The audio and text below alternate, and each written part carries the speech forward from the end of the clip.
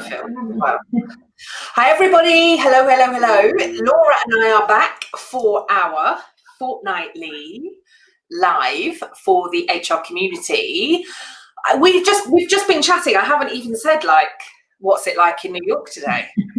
I know. Usually we're like, how are you? Today we were like, oh my God, we have so much to say. We're like having one of those bursting days. So bear with our boundless energy. It's good. We have a big inauguration tomorrow, which I'm very excited about. And I think we're all feeling, I know, at least for me, there's a certain tension of just what happened last week and wanting just to feel like we're sort of going to get through tomorrow. So maybe that's why I'm so manic and just like focused on work today. It seems like a good place to put all my energy. Yeah. And lots of luck for tomorrow and everything that's going to happen. Of course, you'll be watching from there. Yeah, it's all good. It's all going to be good. Yeah. I think I'm a bit like you today. I just feel exhausted today. I think I had a later night last night than I usually would have done, and then an earlier morning this morning that I usually would have done. So today I'm just, I don't know what day it is. I don't know what planet I'm on. I'll wake you up. I'm like bouncing off the walls for some reason. I'll lift you up. That's what I said. Like the last 10 minutes, we've just been like, rah. I know. It's good. And we were so excited, by the way, that so Kelly and I, while we're very good at speaking and HR and recruiting, we're not great at technology, self-admittedly. So I didn't even realize some of you had been leaving comments on my YouTube channel. So thank you for that. I finally realized how to find them and respond to them. So we got some good feedback on previous chats and future questions people had for us. So we're going to keep all that in mind today. And of course, maybe for next time's topics. I just wanted to say thank you to all those who are communicating with us. We are now seeing them and able to keep all of your questions in mind. So yeah, great. And then Laura taught me how to do it too. So now we're not missing anything. It was like, oh, this is new. So yeah, so we have got, I think we've probably got then our next 2 topics lined up, haven't we, based on some of the comments and stuff that have come through. Awesome. So Laura, what are we talking about today? So as you all know, on the week, so Kelly and I talk every 2 weeks. On the week that we don't do this, we kind of email each other to say, what trends are you seeing? What are we finding? What issues are facing HR? And as always, they're very similar. And so last week, we both felt we were seeing a lot of assumptions, which also can be considered limiting beliefs or just the way we've always done it. There have just been a lot of assumptions coming up where we're having to challenge thinking to get people to be creative, to be innovative, to be cutting edge. Everyone's saying they want these progressive people functions, and then they're kind of caught in these loops of assumptions. And so we were excited to talk to you today about like some of the ones we're seeing, and so that if they're resonating with you, I guess, again, no shame for having them or feeling them, but trying to acknowledge them and then break through them, right? Yeah. And I think we also spoke, didn't we, about some of the stuff like assumptions on the whole will come from kind of something that we did back then, whether that was yesterday or last year or 10 years ago, and that thinking that what worked then will work now and that we need to keep on doing some of the same stuff. Yeah. And I think some of that, I was, like I said, I kind of made some notes ahead of what we've been talking about. Some of it is recent stuff and some of it is definitely still coming up in terms of conversations that I'm having with CEOs and HR professionals. But I think one of the assumptions, and you and I have spoken about this before, I think it can be really easy to make assumptions. And I think let's kind of get that out there now. I think it can be really easy to make assumptions. And like you've just said, Laura, it's not that they're necessarily good or bad. I don't think we have to label them like that, but raising that awareness of where that assumption came from. So I've spoken quite a lot about the assumption that I made at the start of the first lockdown here in the UK.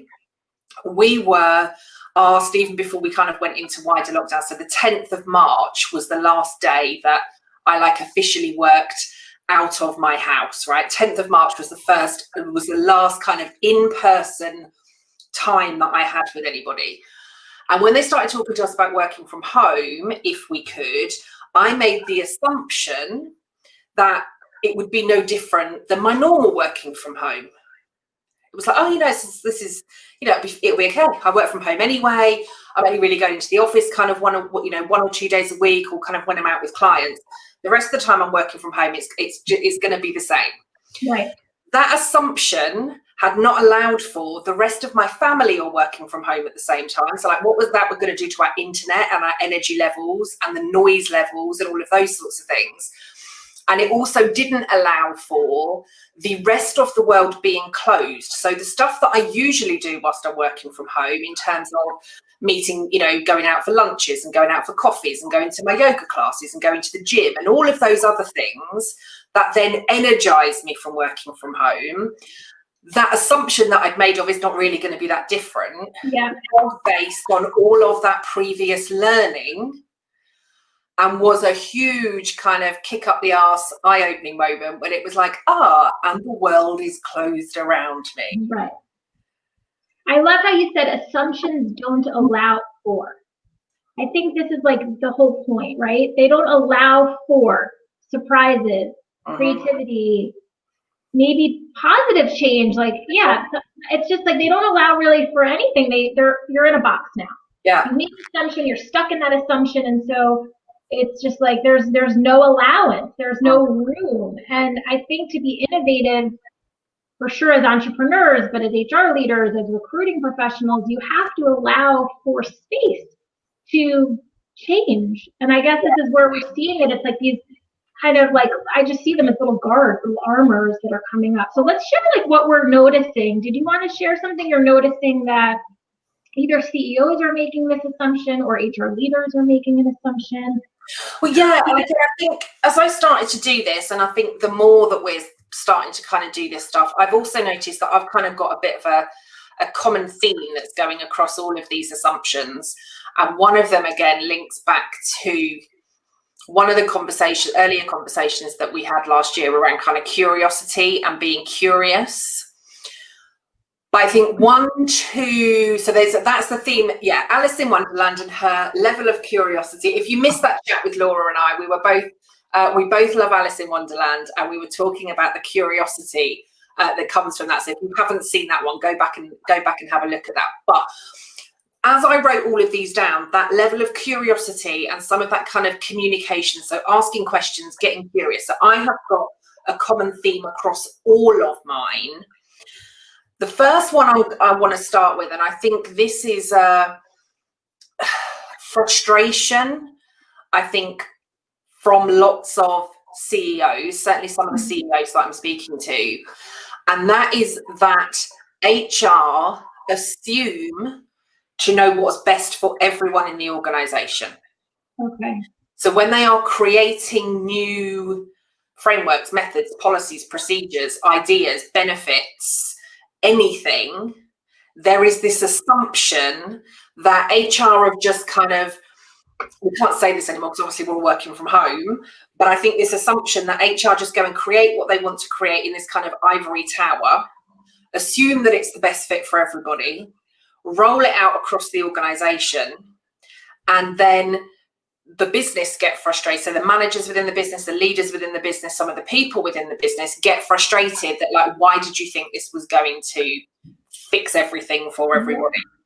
And the bit that I was kind of coming to in the curiosity, and this is what I work a lot with HR leaders with, is before we make that assumption that we think this thing is going to fix this problem for our people, we've got to be communicating. Because unless we're curious and asking questions and talking to our people and getting feedback and things like co-creating things, co-creating solutions, unless we're working together in that space, we cannot make the assumption that this thing is going to fix all of the issues within the business. Yeah, and I when I'm hearing that, like, I love the word communication, but I'm also hearing listening, right? Like active listening. So this is something I think as HR leaders, good communicators, we know how to express and articulate our ideas. We're not always so good at listening, like just asking a question and stopping and pausing and being comfortable in that silence, and let the business let you know what they want to communicate. Because sure, they may not be as verbal, as expressive, as emotive, but they probably have a lot to say, and we're probably not making enough room to hear them because we're assuming that we know best. So it's a good point. Yeah. What have you got? Well, it leads me to thinking about myself, like with active listening. So I really have been trying, this happened to me in the recession in 2009 when I was recruiting for HR. I remember thinking, business is slow. You have to listen to the HR leaders about what they need. It may not be a traditional recruiting service they need. It might be something else.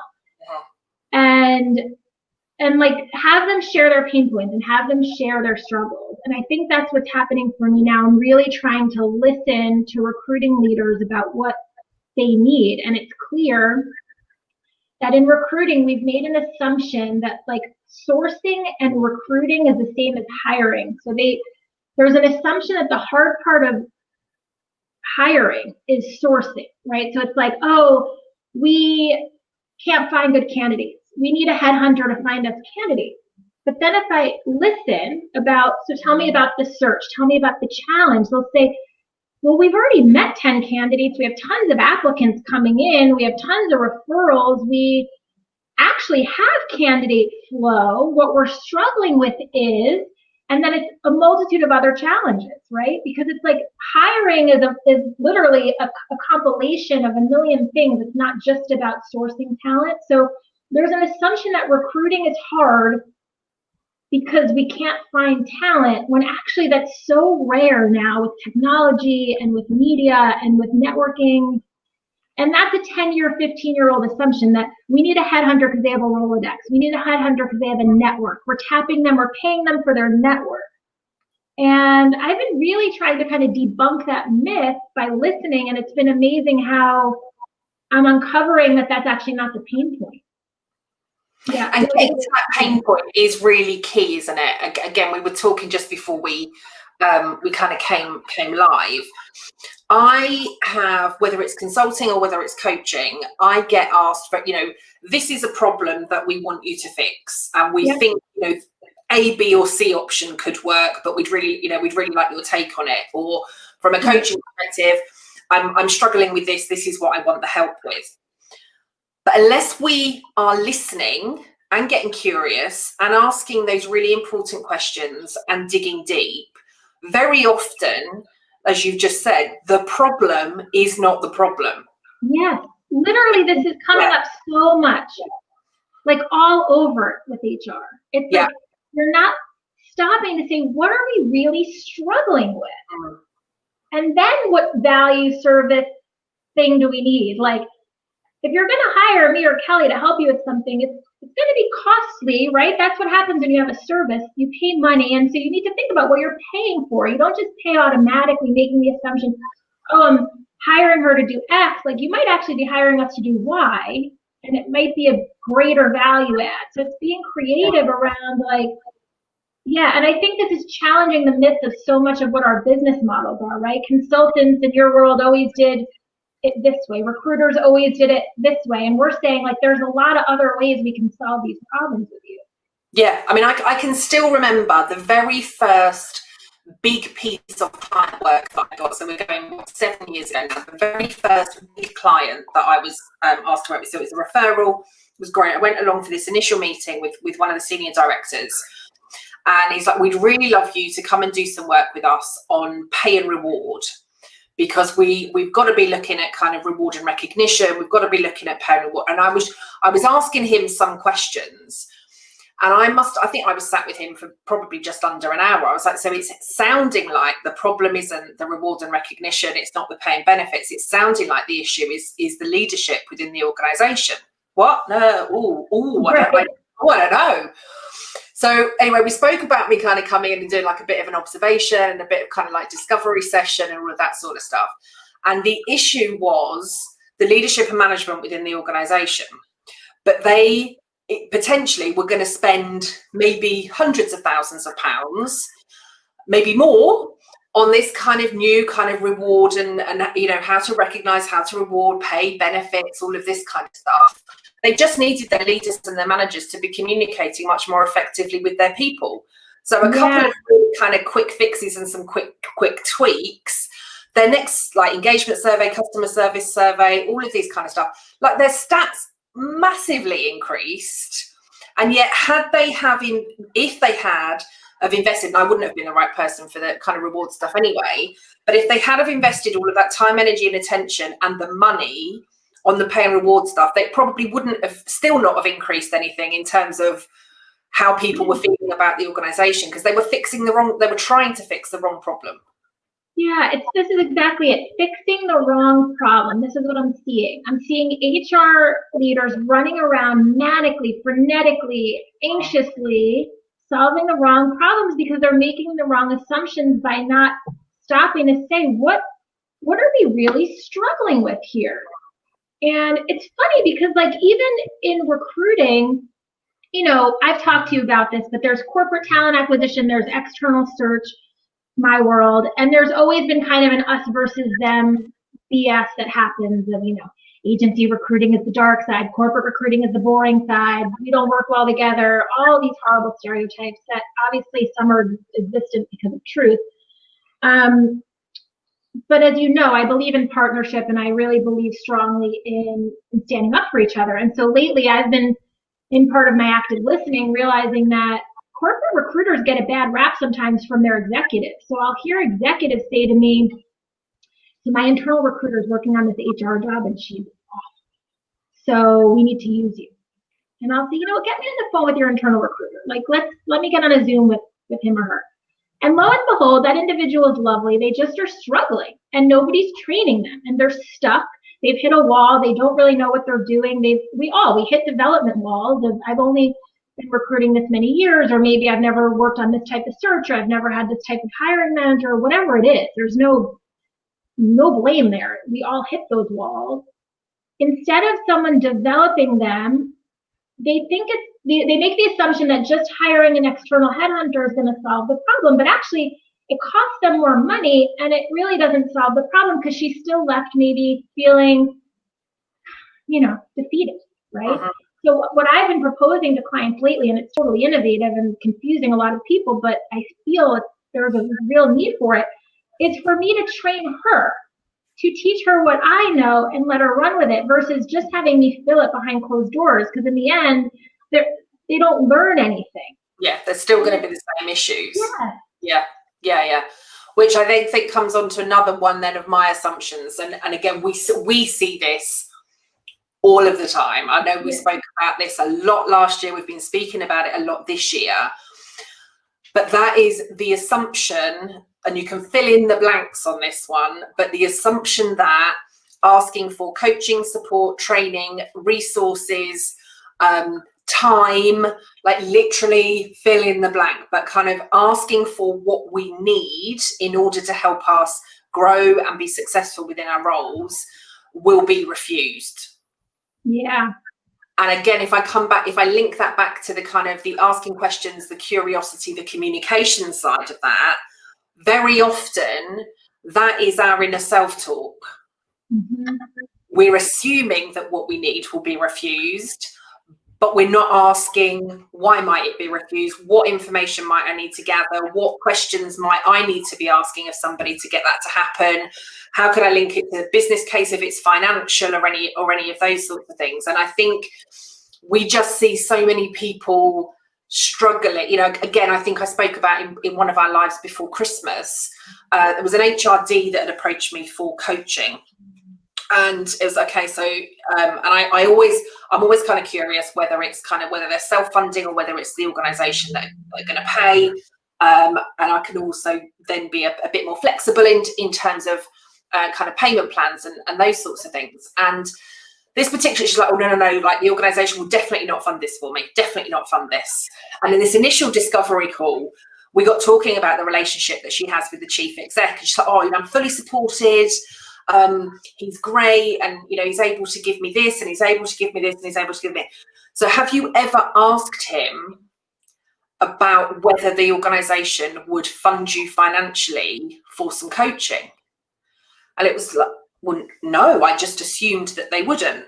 And I got an email back from her an hour after our conversation. She's like, I'm definitely going to go, we'll definitely go ahead. And I got an email from her like an hour later. Can you send the invoice to my company because my company is going to pay for it for me? Mm. But had we not have dug into that, the assumption is My organization is not going to pay for coaching. I should be able to do my job. My organization is not going to invest in me. Can I ask you how you coached her to ask for it, or just like? I think it was just questioning. You know, if they value you this much, and you know, based on what you're telling me, again, the assumptions that you're telling me are that they value you, that they want you to grow, that they want you to stay within the organization, that they want you to do all of these things. Kind of, why would they not help fund this for you? Yeah, just go in there and let them know this is what you need. Yeah. Yeah, I think the assumption there, which I hear all the time, is that, because corporate recruiters have this too, if I'm struggling, my assumption is that my leader will perceive me as weak or less than, or not worthy of this role, or not worthy of this salary. Someone actually said that to me recently, like, well, my CFO will have to explain why we are already paying a corporate recruiter and now we have to pay you to train them. I literally said, yeah, that's how it works. Like, I don't understand. I literally don't understand the argument. Yeah, of course, you have an employee that you're paying. Forget about that. You have to. We live in a world where you get paid a salary. Yeah. And they need development, and that also costs money. Like, this whole kind of like, this assumption that we don't need to develop our people because they're already getting paid to do something. That feels really outdated to me. Massively. What have you got next? So I had something about the job seeking community, because I had a really tough, I think I had messaged you privately about this. I had a really tough email come my way about a candidate who was, I don't even want to say candidate. My friend Amy Miller refers to this as the job seeking community, which is different. A candidate is really someone you have in a search, in a process that you're actively representing for something. The job seeking community are people that are actively looking for work, that are emailing recruiters, that are sending out introductory notes. And the assumption that job seekers sometimes make is that every single one of their introductory notes will be replied to, so that there is an expectation that they're owed a response. And so what happens is I'm one of the recruiters that really tries to respond to every single person. But I will say it's sometimes really impossible, right? It's like, depending on how many I'm getting, and I'm getting them on LinkedIn, I'm getting them on Twitter, Instagram. Okay, we're doing our best, but lo and behold, I'm sure I missed a couple. And I have in my profile on LinkedIn that says, like, I may not get to you. It's like, I try to remind people, I have a video on my YouTube about introductory notes, that you're not owed a response. But nonetheless, there's an assumption that if I send a note to a stranger to help me, I'm owed a response. And in turn, they get really angry and sometimes really aggressive if they're not replied to. And I just want to remind people that I send out hundreds of introductory notes a year to HR leaders just to let them know I exist. I hear back from very few. I know that it's nothing to do with my note. My note is written with some values. It's kind, it's polite. It's that they don't owe me one. They don't owe me anything. I was the one who decided to knock on their door to say hello. If they don't answer the door, I have no right to then rage. So I just like to remind people to not to make assumptions about sort of the other party that you can't control. We can't control if someone replies to us. I mean, we can only control the kind of correspondence we're sending. Yeah. It's a big area of frustration for the job seeking community. And again, I'm referring to HR job seekers, really, who are feeling this way. And I think it's like, it shouldn't dismiss you. You should still be sending notes, but not necessarily expecting everybody to reply. Yeah. And then you get those annoying, it's those follow-ups that come with it, isn't it? You know, you may have missed my email, or you may have been too busy to miss my email, so I'm resending it, and then I'm going to resend it, and then I'm going to, those are those kind of salesy type ones. I'm just like, I did a group webinar once where I had them all share. This was actually very powerful. I should do it more often. I was like, why don't you share why a recruiter may not have replied? And it was like profound what they said. They might be grieving the loss of a family member. They might be out sick. They might be overwhelmed because their team is understaffed.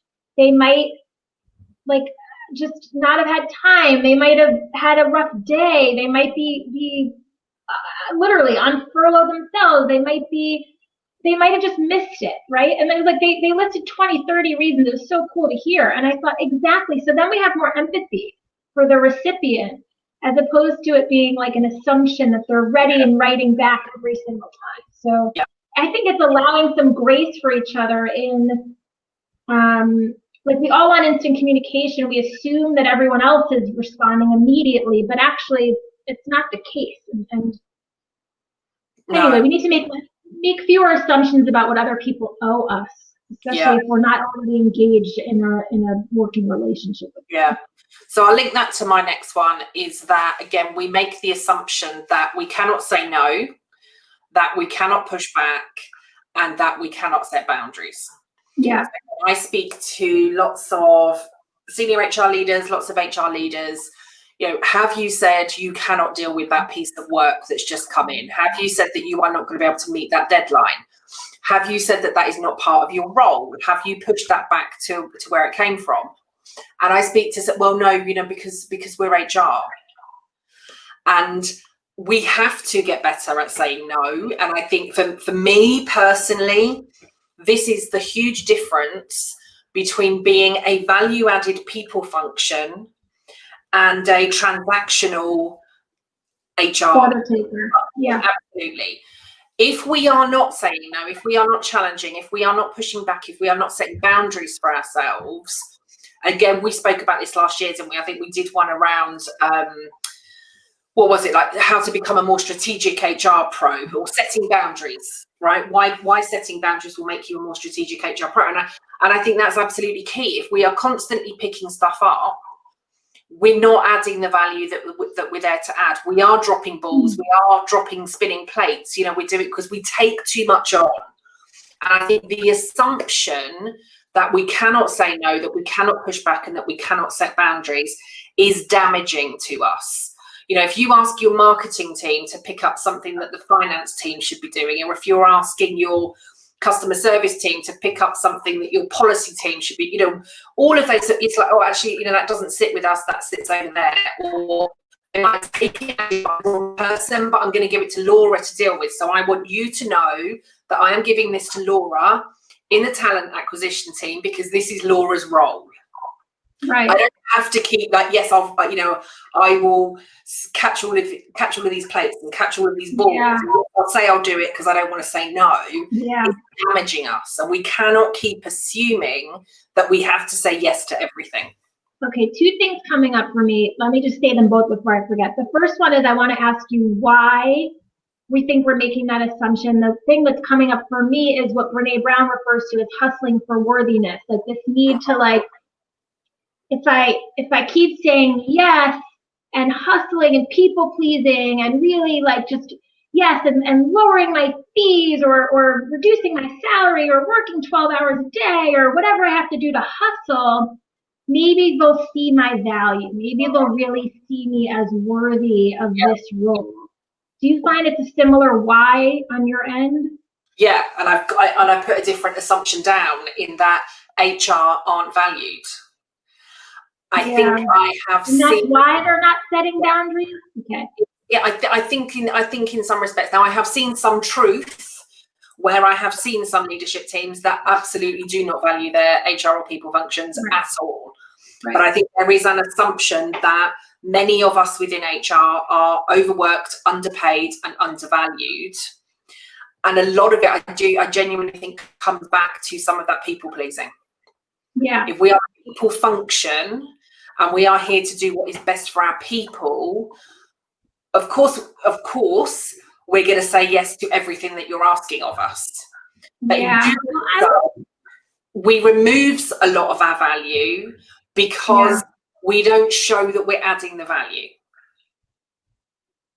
Yeah, I mean, look, you know, to share a personal vulnerable moment here, I mean, I think this happens to me all the time as a business owner, as a woman in recruiting for HR, right? There's always this like, oh yeah, we looked at your fees. We figured, of course, you'll lower them. Of course, you'll go ahead and lower them because you're so kind. And look, you're so people focused. Like I get these guilt trips said like this.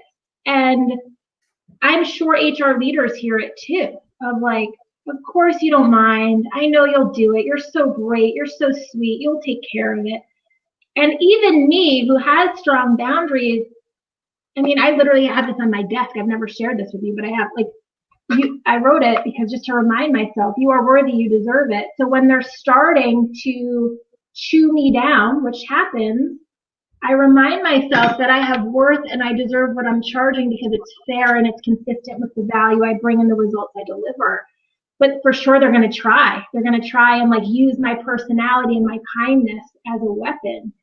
And I think that's probably happening in corporate HR more than I've even realized.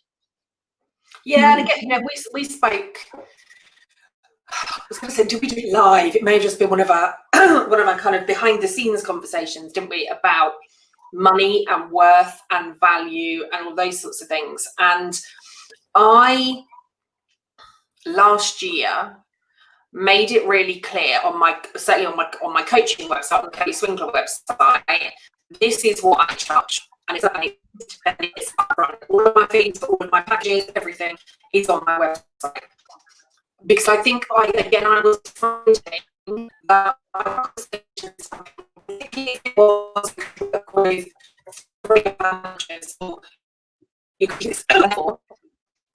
what deal can you do us? What can you negotiate for us? How can we lower you down? So I know you've said that you charge this, but really what would be your bottom price? And actually what I found was by putting my own fees on my website and saying this is the value that I believe I can add and this is your investment in order to get that, and I'm specific about investment instead of sometimes we think is we're paying for something. Investment, buying stocks or shares, or if you're buying property or whatever, you would look at that as an investment. And working with me, I believe, is an investment. But I have noticed I don't get, since I've put my fees like really black and Your white. connection's getting a little funky. I just want to let you know in case you want to go to the phone.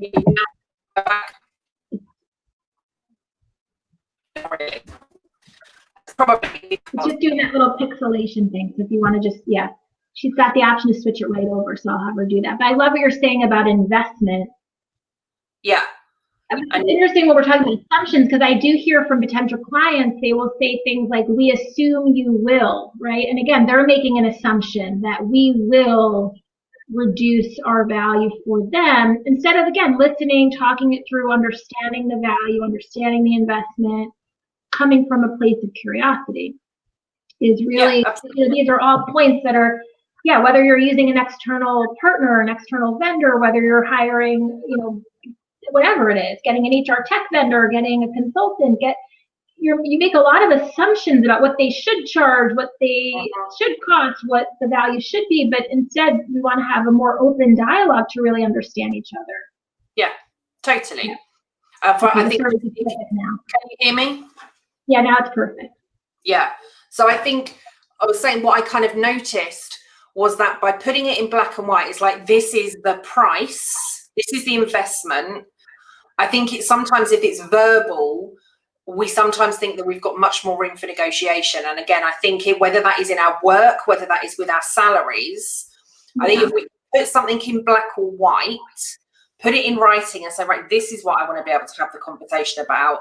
I certainly have found that there is less wiggle room and less negotiation. Yeah, and I actually did a YouTube video last week about talking about money, because you're right, it happens a lot with salary negotiation. I hear it a lot.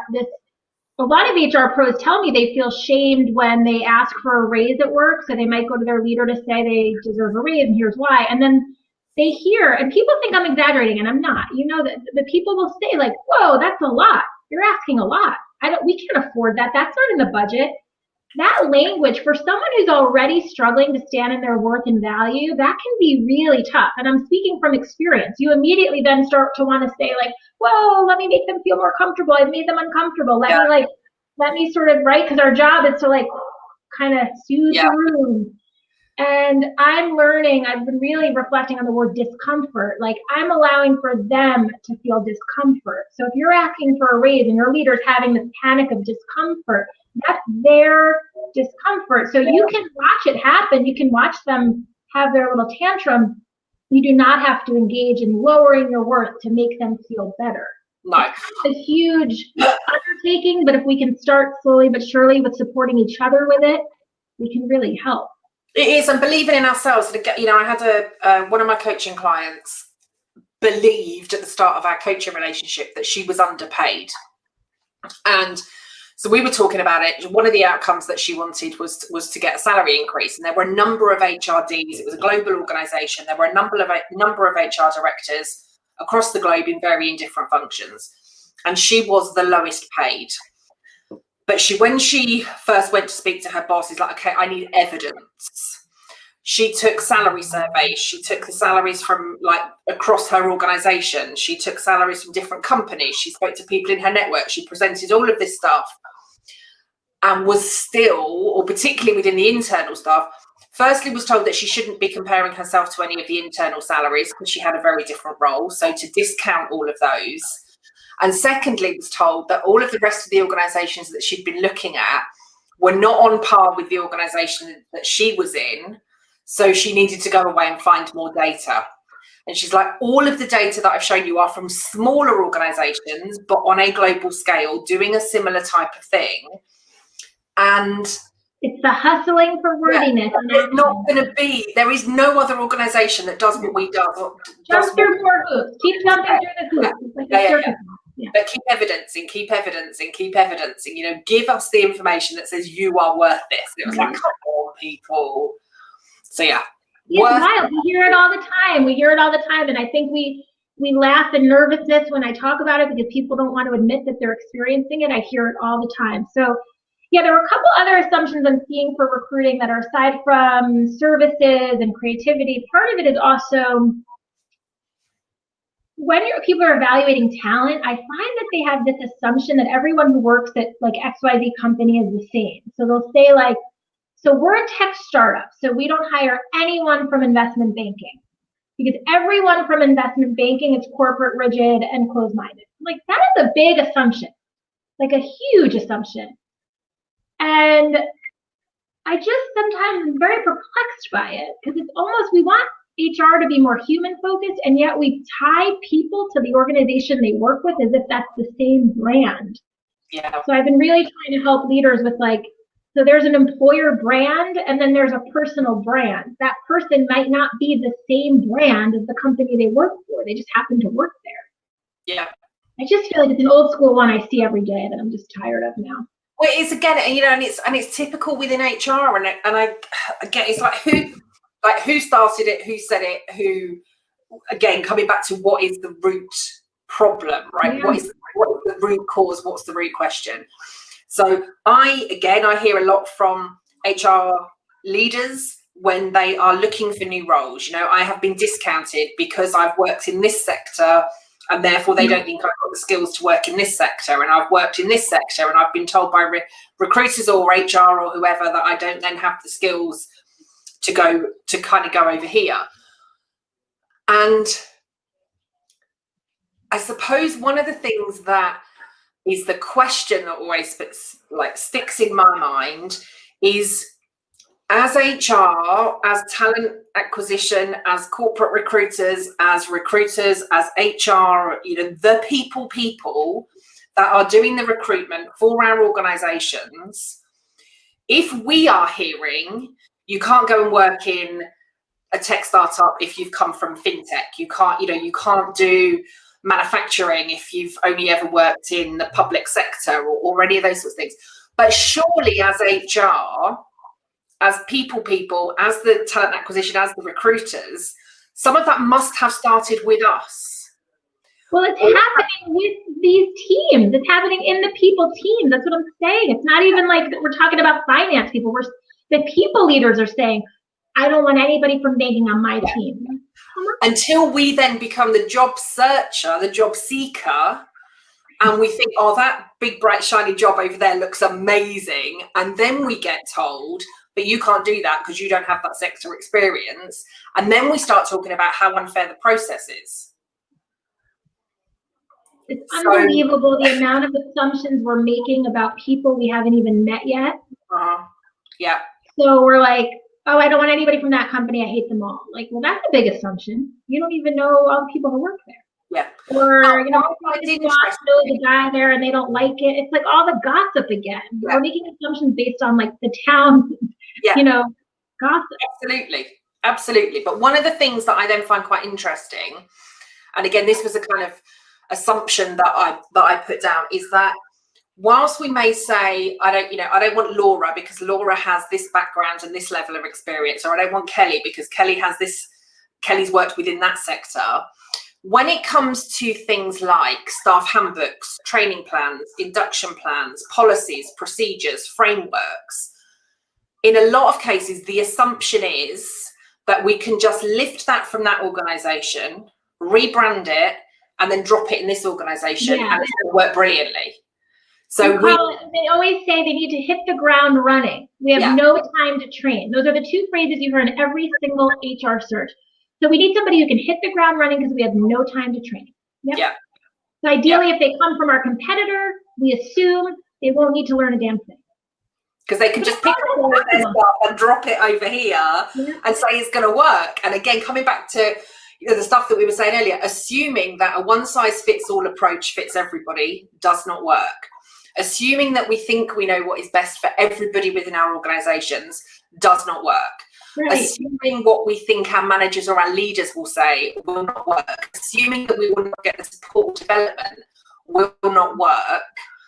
And yet it's exactly that. If it works at a competitor, let's lift it, shift it, put it in our organisations, and we think it's going to work perfectly. Like, that's a crazy. Remember they used to call it plug and play? I always hated that phrase. That used to be the phrase. Like, we just need a plug and play. I'm like, gosh, it's not a video game. It's a person. Yeah. I mean, I know. I don't understand. It's so confusing because it's happening in HR for HR. So it's like, come on, we have to set a better example. Also, if we want a diverse, inclusive, belonging environment, and we're just doing plug and play, no time to train, we're not diversifying anything. We're just bringing our buddies from the last company into this one. Yeah. It's really something. So another one that you and I have both been talking a lot about is the assumption around being busy as being sexy or good or desirable. So I'm hearing it a lot with these like growing, scaling startups, right? They're like, I am so busy. We are so busy. We have no time. We need to fill these jobs yesterday. I need resumes yesterday. Like, it's like this panicked kind of busy, overwhelmed, burning out, no time to come up for air. I mean, you almost see it on job descriptions for HR leaders going into these companies. Like, they're saying, must be thick-skinned, must be able to work in incredibly demanding, fast-paced cultures. Intense is the word often used. And I just think, wow, we're making an assumption that that's healthy or desirable or acceptable or sustainable. And no, not. It's dangerous, isn't it? And again, I think we've seen over again, I think I mentioned to you when you said that, I don't think I've got a copy here, but I was asked to, I have got one. I won't get it because I'll have to lean over. But I was asked to write a book on overcoming stress. And within the opening kind of paragraph of that, it is that too many of us are wearing busy and stressed as a badge of honor. Like, oh, how are you today, Laura? Oh my God, I'm so busy. How's your week been, Laura? Oh my God, like, it's been, I've been stressed all week. And I do think a lot of us, if we're not busy and we're not stressed, again, this comes back to some of the value that we were talking about. But the assumption is that if we are not busy and we're not stressed, that we will be seen to not be working hard enough. Yeah. And there is a big difference between being busy and being productive. There is a big difference between having a lot to do and achieving great outcomes. And again, we've got to be doing stuff with that. We saw it repeatedly last year. We had HR pros that were doing jobs. Then COVID stuff on top, then furlough stuff on top, and it was just adding and adding and adding and adding. It was pressure on top of pressure on top of pressure. We saw people not taking time off. We saw people not taking holidays. We saw people being worried about switching off at the weekend. And some of that, I think, was we needed to react. It was an unknown situation for all of us. But the busy that went with it and the stress that went with it is not healthy and it's not sustainable. And we cannot afford to continue that into this year because and I'm hearing more of it this year. I feel like I'm actually hearing more of it this year. It's like almost this kind of, because last year maybe they legitimately weren't busy, right? Maybe their HR teams were kind of frozen, headcount was frozen, they weren't like doing a lot of development, they were kind of coasting in a healthy way, maybe they were just getting by. And now there's that ramp up, there's that push, there's that.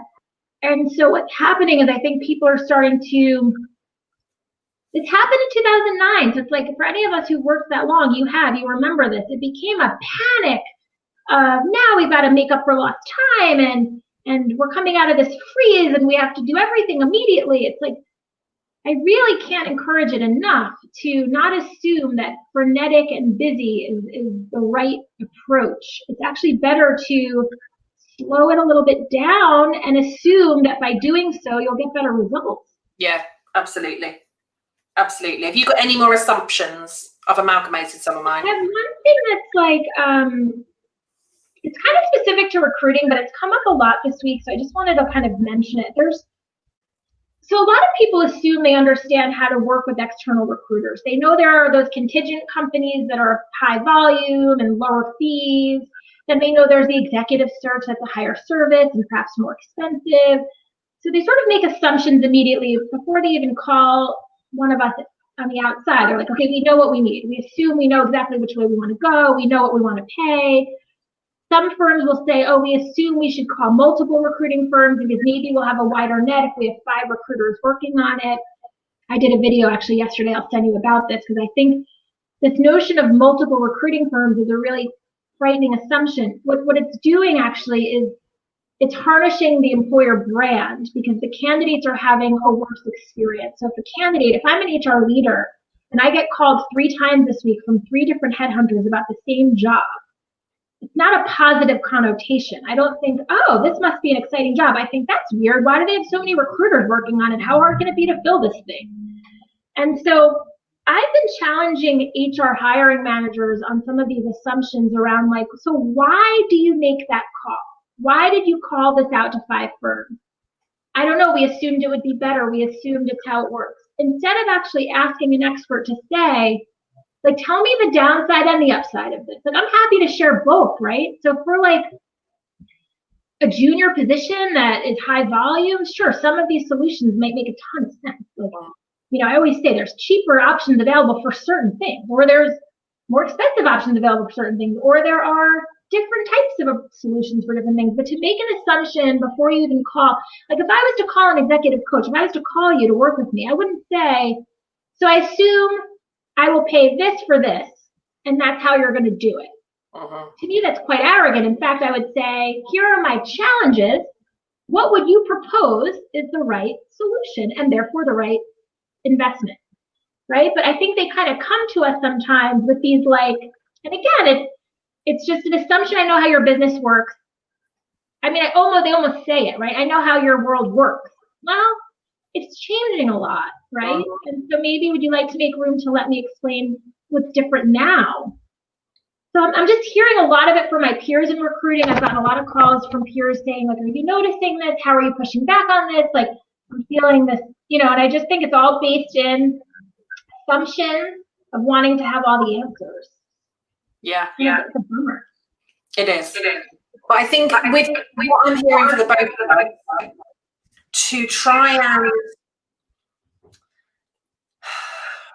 and, remove, understand, create awareness, again, fill in the blanks for what we do around some of these assumptions. Again, what I'm hearing is the need to be curious, the need to ask questions, and active listening. Yeah. I think when you said at the start, assumptions don't allow for fill in the blank. That's the way everyone should be approaching things in HR right now. And I almost think we can start using the language of, I'm making the assumption that X, so can we talk through that? It's like the same language I would use for bias. Like, okay, this bias is coming up for me. Let's explore it. Like, just take that assumption. You can have it, and then let's challenge it. Let's play with it. Yeah. You're allowed to say to me, the assumption is I should hire 4 recruiters. Can you explore that with me? I'm happy to explore it with you. Like, I'm not going to say to you that's absurd. Happy to explain to you what that means, what it looks like for the candidate, what it looks like for the recruiters involved, what it looks like for the hiring manager. But you've got to allow room for that conversation. And that's really, and if you're too busy to have these conversations that sure might take 30 minutes, not 5, then again, we're spinning wheels. We're not being strategic. Strategy takes time, takes a little extra time. Perfect. So before we finish, I wanted to make sure, Kelly had mentioned to me privately that she was running a workshop soon, and I knew nothing about it, so I asked her if she would share it with us live here, in case there's still room for anybody to sign up. Maybe there's not, but I just wanted to hear what you're doing. Okay, so I have I think for all of my work, and some of it we've spoken about today, really, for me, I want to get to the root cause of things. I want to get to the root of things to allow us to then do things differently. So a group coaching program that I'm running is about helping us as individuals get to the root of who we are. So the root of our values, the root of lots and lots of different things, but just really get to the root of who we are and then how we can use that who we are to help us go forward. So primarily it will focus on, it really focuses on kind of 3 facets. We're working with the subconscious mind, the conscious mind, and our physical energy. So I know it's different. I know it's a bit bizarre. I know some people are like, the world is not ready for this yet. I say, yes, we are. I've got a couple of people signed up already, and a couple more people thinking about it. So starting in March, there's going to be 4 people per group. And it will focus on your subconscious energy, your conscious energy, and your physical energy. And details, I've got details on the website. It's under the Rebellious Leadership tab on the website, starting in March, 4 people per group. Amazing. I love that. Yeah. No, I'm so excited for you. I know how passionate you are about the holistic self, right? That it's not just always using our work brain, it's using all of our energy, which I agree with. It's really learning how to tap into all of who we are. Yeah, and it's and it's a lot of stuff that we talk about all the time anyway. I think we both do this in our work. If you're going to change one thing, there will be a knock-on effect on something else. If you're going to focus on one thing, there will be a focus that starts to happen on something else. And so the holistic stuff, I love the coaching. This is really taking it to a deeper level, working with different parts of ourselves so that we get bigger and better results. That's my aim. Well, Sue from the crew reminded me this morning of what I always say about and, not but, right? So you love coaching and you're passionate about this. They're just two separate things you love. Yeah. And I think what I'm learning about with what you're talking about too is like the more we focus on our personal development, naturally our professional development improves and vice versa. Massively, yeah. And I think people really forget that. Yeah, I think I wrote a piece, it might have been actually on a piece that I put on LinkedIn today, but I think if we start to look at different skills, so we could have, a customer service advisor that is, in their spare time, it's like doing robotics in their garage or something, right? They could be the best problem solvers that you will have within the organization. You could have a CEO that's big into like holistic therapies and all of those sorts of things. So they understand how the sum of all parts will create a bigger whole. You could have, a manager or leader within the organization that coaches a soccer team or a football team or, baseball team or any of those sorts of things. Actually, what skills are they taking from that they can then bring back to the workplace? I don't think we should always think that we have to separate professional development with personal development, because again, if we're not separating the parts from the whole, if we're putting it all together, every skill that we learn will become a transferable skill that will help us somewhere anyway. Yeah, I agree. And I think it's interesting when people get coached by you and I on ways to improve their recruiting, HR, job searching, whatever it is we're teaching them and working with them on. I'm sure you've heard it. I've certainly heard it that people will say to me, like, I've been calmer at home, or I have like a renewed patience. I'm a better listener to my spouse. And I'm like, gosh, I didn't realize, but it's true. The skills they're learning about how to be a better HR or talent pro are actually helping them be a better human. And that's really powerful. Yeah, massively. So yeah, there we go. That's us. We're doing well with this whole time thing. I know. We're actually a few minutes under. It's exciting. So we've got 2 topics that we're going to be talking about in 2 weeks' time. So we'll be back 2 weeks' time again. So it's 11 a.m. Laura's time, 4 p.m. my time. we've got 2 topics that we can pick from. I don't think we picked one yet, have we? Although we did say.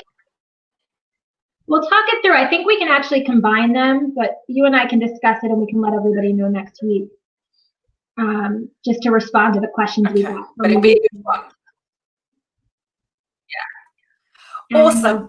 So if you do want to find out more about Laura or I, you can find us Twitter, LinkedIn, Instagram. Yeah, Kelly's starting to freeze in our last minute, so I know what she's saying. Let's stay in touch. So between now and the next live 2 weeks from now, let's stay in touch on all of the avenues. So you can find my website, eastsidestaffing.com, but I'm at Twitter and Instagram at eastsidestaff, which is down here. I have a YouTube channel, Learn with Laura HR, and Laura Mazzullo at LinkedIn. And, you know, if you're interested in hearing more about new ways to approach recruitment, I would love to talk with you, because I think that we need to break some assumptions. And if you really want a progressive recruiting function, you have to think really differently about how we're approaching it, what kind of services I'm offering. So I've gotten really innovative, and I'm excited to share like some of the things I'm looking at with you all.